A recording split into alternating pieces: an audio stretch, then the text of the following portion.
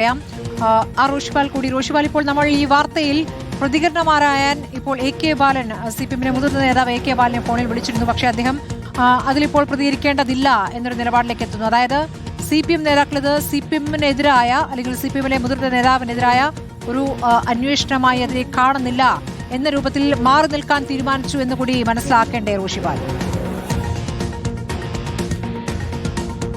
വീണ തൈക്കണ്ടിക്ക് summons ലഭിക്കുമ്പോൾ 12-ാം തീയതി വീണ T ഹാജരാകണം. കൊച്ചി ED ഓഫീസിൽ ഹാജരാകണം. ED ഡയറക്ടറുടെ നിർദ്ദേശമാണ്. വീണയ്ക്കൊപ്പം മറ്റ് 9 പേർക്കും സമൻസ് ഉണ്ട്. അതിൽ CMR-ലെ ഉദ്യോഗസ്ഥർ, CMR-ലെ MD ശശീന്ദ്രൻ കർത്ത, അദ്ദേഹത്തിന്റെ മകൻ ശരണസ് കർത്ത അടക്കം 9 പേർക്കാണ് സമൻസ് ഉള്ളത്. റോഷിപാൽ, കേൾക്കാമെങ്കിൽ ഞാൻ നേരത്തെ പറഞ്ഞത് എ കെ ബാലിനെ നമ്മൾ ഈ കാര്യത്തിൽ പ്രതികരണമാരായം വിളിച്ചിരുന്നു. അപ്പോൾ അദ്ദേഹം ഇതിലിപ്പോൾ പ്രതികരിക്കേണ്ടതില്ല എന്നൊരു മറുപടിയാണ് നൽകിയത്. അപ്പോൾ CPM ഇക്കാര്യത്തിൽ പ്രതികരിക്കേണ്ടതില്ല എന്ന് മാറി നിൽക്കാൻ തീരുമാനിച്ചു എന്നുകൂടി കരുതേണ്ടതല്ലേ? നേരത്തെ പ്രതികരിച്ച ഒരു പിഴവ് പറ്റിയതാണത്. തന്നോട് ED ഒന്നും ചോദിച്ചിട്ടില്ല എന്ന് പിണറായി വിജയൻ തന്നെ പറഞ്ഞ സാഹചര്യത്തിൽ പാർട്ടി ഇത് ഏറ്റെടുക്കേണ്ടതില്ല എന്ന നിലപാടിലേക്ക് എത്തിയോ? സ്മൃതി, അങ്ങനെ പൂർണ്ണമായും എത്തിയെന്ന് നമുക്ക് കരുതാൻ കഴിയില്ല. കാരണം CPM-ന്റെ ഏറ്റവും പ്രധാനപ്പെട്ട യോഗം തലസ്ഥാനത്ത് തുടരുന്നുണ്ട്. സ്വാഭാവികമായും വീണയ്ക്ക് സമൻസ് അയക്കാനുള്ള എൻഫോഴ്സ്മെന്റ് ഡയറക്ടറേറ്റിന്റെ തീരുമാനം അതിൽ അനൌദ്യോഗികമായെങ്കിലും ഒരു കൂടിയാലോചന നേതാക്കൾക്ക് തമ്മിൽ ഉണ്ടാകാൻ സാധ്യതയുണ്ട്. പിണറായി വിജയൻ ഇപ്പോൾ പ്രതിപക്ഷ നേതാവ് കൂടിയാണ്.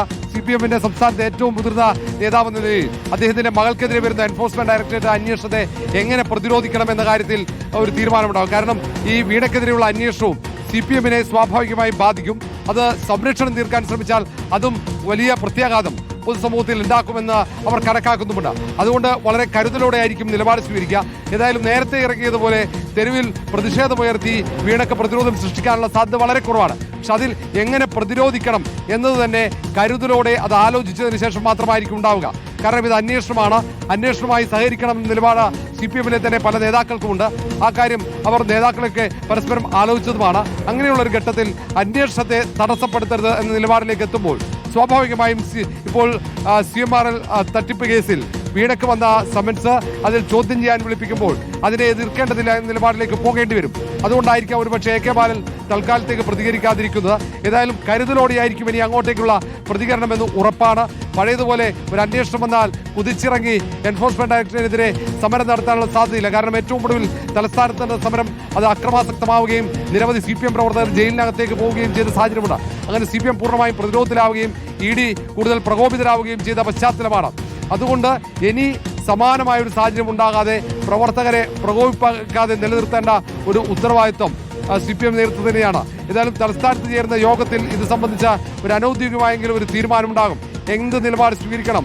എൻഫോഴ്സ്മെന്റ് ഡയറക്ടറേറ്റ് വീണയെ ED-ക്ക് മുന്നിലേക്ക് വിളിപ്പിക്കുമ്പോൾ വെള്ളിയാഴ്ച അന്ന് തിരുവനന്തപുരത്ത് നമ്മൾ കണ്ടതുപോലെ വെള്ളിയാഴ്ച ED-യുടെ ഓഫീസിന് മുന്നിൽ പ്രതിരോധം തീർക്കണമോ, അല്ലാതെ ആ അന്വേഷണവുമായി സഹകരിച്ച് മുന്നോട്ട് പോകണമെന്ന കാര്യത്തിൽ? കാരണം ഇതിൽ ഏതാണ്ട് കൂടുതൽ ആളുകൾക്ക് ഇനിയും സമൻസ് വരാൻ സാധ്യതയുണ്ട്.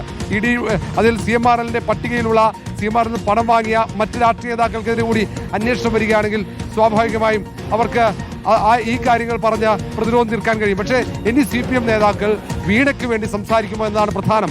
നേരത്തെ ഈ അന്വേഷണത്തെ മുഖ്യമന്ത്രിയെ ലക്ഷ്യമിട്ടുള്ള അന്വേഷണം എന്നായിരുന്നു ആരോപിച്ചതെങ്കിൽ ഇപ്പോൾ പിണറായി വിജയൻ മുഖ്യമന്ത്രിയല്ല, പ്രതിപക്ഷ നേതാവ് മാത്രമാണ്.